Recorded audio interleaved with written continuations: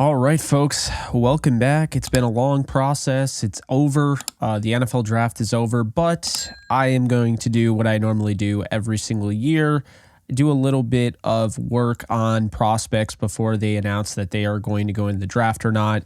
And if I have any sort of prospects on my list that I've already scouted, I always want to include them in something. So with that said, we're going to do a way too early 2025 mock draft. The whole point of, this exercise is to kind of give you an idea of where the Rams stand on a lot of things. We'll talk a little bit about, what their needs are next year. And, this year they really don't have many. And that's the great thing about this draft. But next year could be a little bit different. So let's talk about it. Before we dive into it, be sure to like, subscribe, and comment. Also be sure to follow me on all social media at JKBogan. Now let's get into it. So just letting you guys know, the Rams have a first-round pick next year. That didn't go away. They do not have a second-round pick as part of the Carolina trade that netted the Rams Braden Fisk. They have 2 third-round picks due to the fact they have their regular third and the Raheem Morris compensatory pick, which is the last year of that. In the 4th round, they have a 4th-round pick again. 5th round, they traded that to the Steelers in the deal that got them Kevin Dotson. They pick swapped, so they'll be getting the Steelers' 6th-round pick, as well as the Falcons' 6th-round pick in a pick swap for Van Jefferson. So they'll have 3 6th-round picks.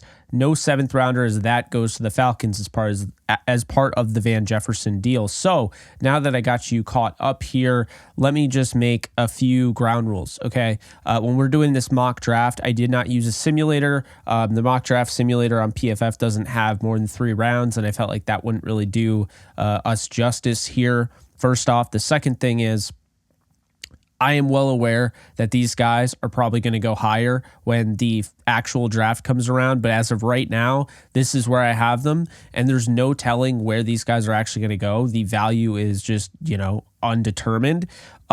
So bear with me there. I understand maybe there's a reach here or there's a guy that won't be there that I have going. Just understand that this is an exercise and that's really all it is.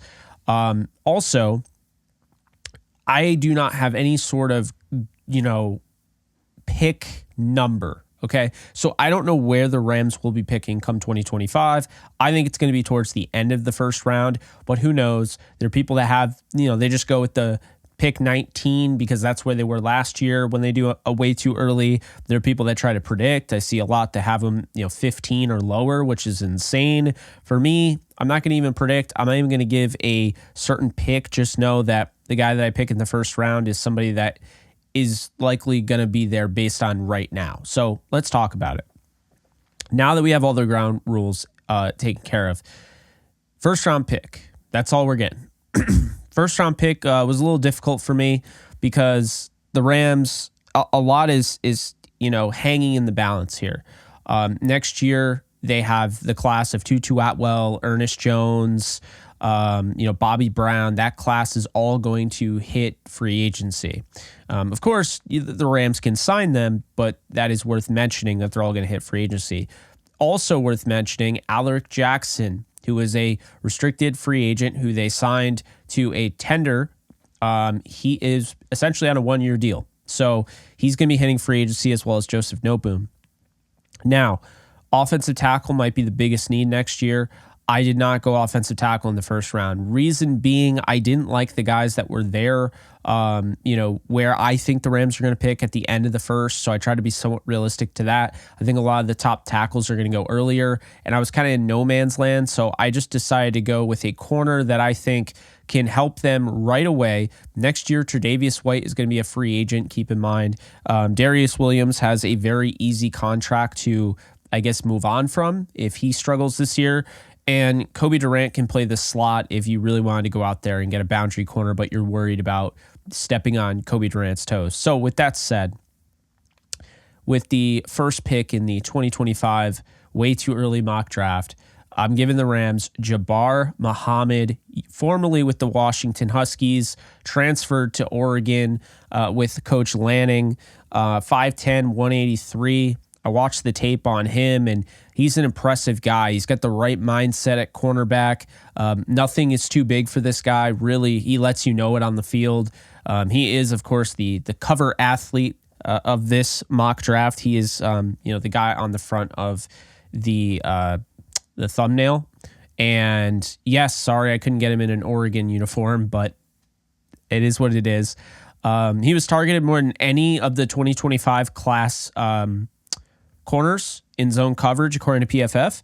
He forced the most incompletions. So this is somebody that was picked on, or at least they tried to pick on, and he forced the most incompletions in zone coverage. Now, he's a very well-rounded corner that immediately stands out as somebody that would work in the Rams scheme, which is more focused on zone and match zone. He can play man. He, obviously has the ability to mirror in coverage, and he's a pretty damn good athlete. I don't think he's going to test like a 4.2 40 or anything like that, but he's got good enough speed. He played most of his snaps on the boundary, but I think he's got inside-outside potential. And to me, again, going back to the rationale behind drafting him, this is somebody that I think would replace Tre'Davious White after the season. If White has a really good season, they could bring him back. But if White has a really good season, there's a chance they might not be able to bring him back. So the Rams, again, I understand, do have a bigger need at left tackle, but I'm a big believer in going after the best player available, and I think here he was the best player available. Now, the Notre Dame corner, Morrison, is somebody that I really like here, but I don't think he's going to fall, and obviously Travis Hunter's probably going to go early on. So I like Jabbar Muhammad. I think he fits the scheme, and I think he's somebody that offers serious, not just long-term starter upside, but cornerback one upside, Pro Bowl, that level talent, which is what you want to see if you're picking a guy in the first round. Now, quick thing I want to point out. I have them picking in the first round because I wanted to keep it simple. I could absolutely see them trading out of the first round, picking up a second round pick, and also adding a fifth round pick, which they do not have in this draft. So that is worth mentioning. I know they didn't do it this year, but I think that they could trade down a little bit next year to kind of combat the fact they did trade away their second round pick. So there is that. Third round. Okay, USC fans, buckle up because I got you guys a prospect, and it's not just to appease you. So I don't want you to think that I'm just throwing out a USC player just for the heck of it. It is Jonah Monheim from USC, 6'5", 300, left tackle. He surprisingly went back to school. I thought he could have been a top 4 round pick. I have no issue with him going back to school. I wish more would do that, take advantage of the NIL. It's too good to pass up, but really athletic tackle, thrives in pass protection. When I was watching the Caleb Williams tape, he kept standing out left and right. Great upside as a run blocker, really good athlete. He's got some nastiness to him, some feistiness, and he's a finisher. Like, he wants to kill you, and that's what I want to see. My offensive lineman, I don't want to see him be, kind of a technician and, not be able to actually, lay the wood. I want a guy that is going to pancake the other dude. Maybe that's just wrong, but I don't know. That's how I feel. He has the work ethic and the motor that the Rams are going to covet in their players. To me, drafting Monheim is kind of a no-brainer if he's there in the third rounder based on what I know right now, and that's very little. Alaric Jackson, should he leave in free agency, is going to leave a giant gaping hole at left tackle. The Rams did not address the tackle position in this draft, and I want to say that I actually kind of agree with it because the tackle position didn't really go very well for them. They had an opportunity to potentially get Fashanu if they traded up into the top 10. They weren't able to trade up into the top 10, although we know they would have taken Brock Bowers. But by the time they picked in the second round, all of the really good offensive tackles were already gone. So with that said, next year, that might be something that you have to focus on. As of right now, I think they're totally fine. But I'll say this with Monheim, you could be looking at a guy who, I have him in the third round here. He could end up going in the first when it's all said and done. So I wouldn't be shocked by that. Another thing I wouldn't be shocked by is if he doesn't pan out at left tackle and they move him to right tackle, and in this scenario, they draft him and he ends up becoming Rob Havenstein's replacement. Would not be surprised at all. So I go after Jonah Monheim here from USC. Now, another third round pick because of the Raheem Morris, compensatory pick here. This is an interesting wide receiver class. I know the Burden, or I forget his name, but the guy from Luther Burden, I think it is. He is so explosive, probably going to go as the top receiver in this class out of Mizzou. there's going to be a lot of really good receivers. Emeka from Ibuka from Ohio State. So there'll be receivers, but I was looking to try to find a receiver that makes sense for the Rams. Who would fit what the Rams look for? We know they care about a few things. They care about, obviously, route running. They care about your ability to have natural hands. They're not going to draft a body catcher. They like yards after the catch ability, but more importantly, they want you to be able to block. And so I came away with using that criteria, I came away with some guys that were interesting. But I decided to go with Tory Horton out of Colorado State, a 6'2", 190-pound receiver. He is an early favorite of mine. Just watching his film, he's the second highest graded wide receiver per PFF among all 2025 class wide receivers. He was the second highest graded blocker per PFF at wide receiver, regardless of draft class. Has inside-outside ability, can play in the slot, can play on the outside, which really works interchangeably with Puka and Cooper Kupp, which I like. He came in second among all 2025 wide receivers in yards after the catch. So again, checking that box. But he also is really good in contested catch situations, not utilized a ton, only 14 of them, but he caught 8 of them. So 50-50, not quite. He's actually more of a 56% of the time ball guy, or around that. He forced the third most missed tackles among all wide receivers. He fights for extra yards, which you love to see, and obviously that's something that Puka Nacua and Cooper Kupp have.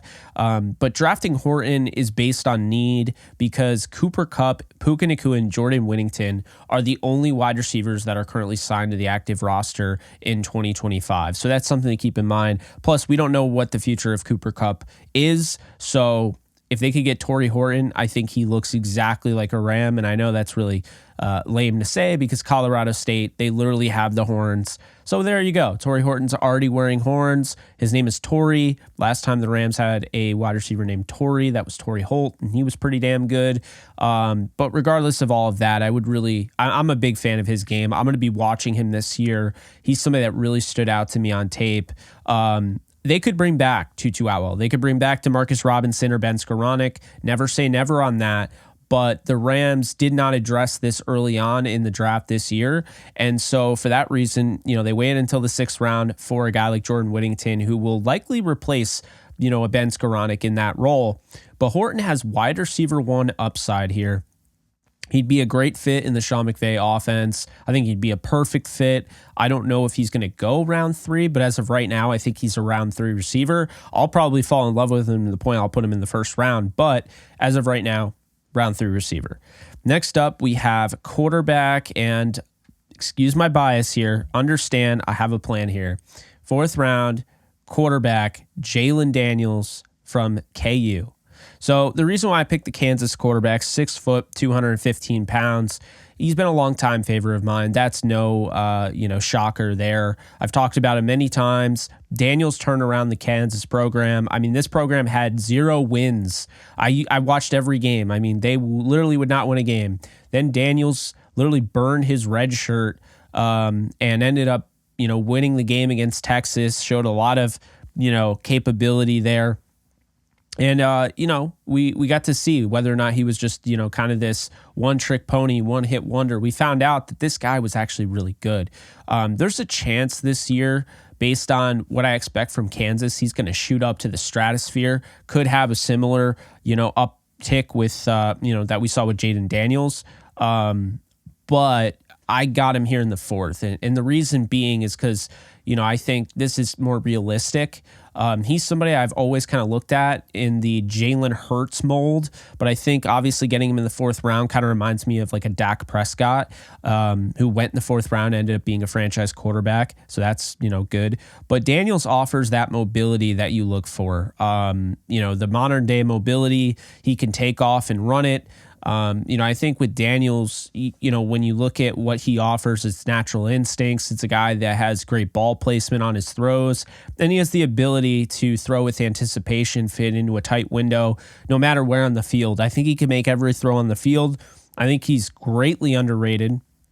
And, his ability to extend any play is really what stands out to me. It's something that, the escapability is great, but the fact that he can actually do something with the escapability is even better. And so, you see the legs. I mean, he'll probably run a 4.6. He's a fast guy. At the NFL level, that might not be pull away speed, but he's really fast. I wouldn't be surprised if he ran a 4.5 either, but I think he's around 4.6. I think he'll get you yards. Not going to be like a Lamar Jackson, so to speak.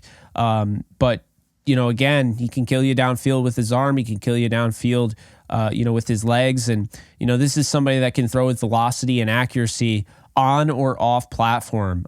Universally loved at Kansas, just a high character guy. I've only heard amazing things about him.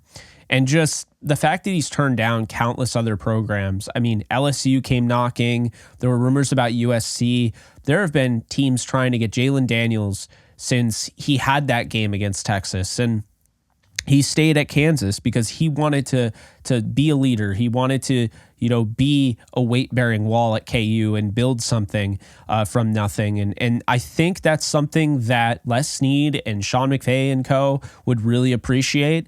I think Stafford being on the team right now and the fact that the Rams kind of showed you this year, they're trying to draft guys that can help them right away. I don't see them drafting a quarterback while Stafford's still playing at his level that he is. I don't see them drafting a quarterback super high.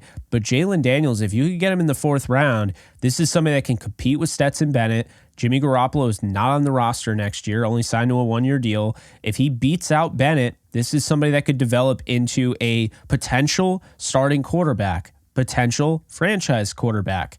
Again, I see a lot of similarities between him and Jalen Hurts. I see it immediately I saw it. He's going to need to work on his mechanics, but this is not a guy that has to start right away if Matthew Stafford's the quarterback. So I really like this pick. I hope they do make it. I think he'd be a great fit for them, would offer a new dimension, something that, Sean McVay briefly saw when he had Bryce Perkins, but Daniels, intelligent, mentally and physically tough, and he comes with this clutch gene that is just not common. Okay, watched him in the bowl games. He really feels like he has a chance to win at any point in the game. Was down by more than 20 points with like 4 minutes to go, and willed Kansas back against Arkansas 2 years ago. That stood out to me in a big way. Not only that, wouldn't be surprised if the Rams fall in love with this kid. He grew up not far away from SoFi Stadium. So we'll see what ends up happening, but that's obviously one of my favorite picks. It's somebody that I've been talking about for a while, and I think he'd be a great fit. We move on to the last 3 picks here. Tanner Corcoran, offensive tackle, Nebraska, 6'6", 310, smart tackle, great hand usage. This is actually one of the guys I scouted thinking he would have been in this class. He didn't end up going in this class, but good athlete for the position, great size, strong, does a really nice job of burying linebackers and safeties in the run game. I think this draft pick would be based on replacing Joseph Noteboom with the upside of potentially being Rob Havenstein's replacement at right tackle. Corcoran, to me, would start out as a backup, but could potentially be developed into a starter. Would be a great swing tackle, high motor, high effort player. Somebody the Rams would covet, I believe. And then another 6th-round pick here, linebacker Jack Kiser from Notre Dame, 6'1", 223. This is one of the better coverage linebackers in the 2025 class. The athleticism for the modern-day linebacker is there. He's a bit undersized, which could cause him to fall, like I see here in the 6th round. Could be a weapon as a blitzer, high-motor, high-effort player like the Rams covet. Kiser to me would be a need because, they need somebody next to Ernest Jones, and there's currently no one under contract in 2025, and that includes Ernest Jones, who I do think is ultimately going to get paid. Last but not least here, interior defensive lineman TJ Sanders from South Carolina, 6'5", 298. Watched Sanders and came away really impressed. Great size for the position, heavy hands, the ability to win with power in the trenches. Other side of it, he's got long arms, but he's got great get-off. And if you're looking at this draft class, Tyler Davis, great get-off. You look at Braden Fisk, great get-off. You look at Jared Verse. Brennan Jackson. They're looking for guys that are explosive off the snap, because if you have a bunch of those guys all over the place, it's going to be really hard for an offensive line to defend all of those guys. So again, another high motor, high effort player, something the Rams really do covet. The quickness he has, I think it allows him to be a potential interior threat. Bobby Brown, my guy, Bobby Brown III, he is a free agent after this year. I hope the Rams bring him back. I really do. I think he is invaluable to what they're trying to do. But if he does end up leaving in free agency, which is a possibility, I think TJ Sanders offers a lot in the trenches where he could push a Tyler Davis to potentially play and start for this team. So those are my picks. I'm curious to know who you like out of this. Just guys, again, you don't take it too seriously. I already know I'm going to get comments saying, why are you talking about this? I'm done with mock drafts, yada, yada, yada. The whole point of this is that it's an exercise. Also, let's not forget, my channel, while informative and, obviously, I talk about news and analysis and all that, I also like it to be entertaining. And so sometimes people like these things. They find them entertaining. Hey, I never really thought about that. See, that's the thing. I want to be a little bit more thought-provoking, and that's why I don't think I did this last year. I think I did like a Twitter thread. So, I don't know. I did a lot of research on this. Hate it all you want. I don't really care. I think some people like it, though. If you are one of those people, please let me know in the comments section below. And as always, I'll see you guys soon.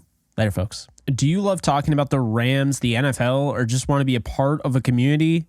Join my free Discord server today. We're over 800 members. We got 24/7 live chat, a level 3 boosted server, the ability to call into JE Live, playing online games with us on Kick streams, toggleable alerts for when I go live on YouTube or Kick so you don't miss a live stream, and exclusive giveaways. Click the link in the description, the comments section, or the link that comes up in the video to learn more and join today.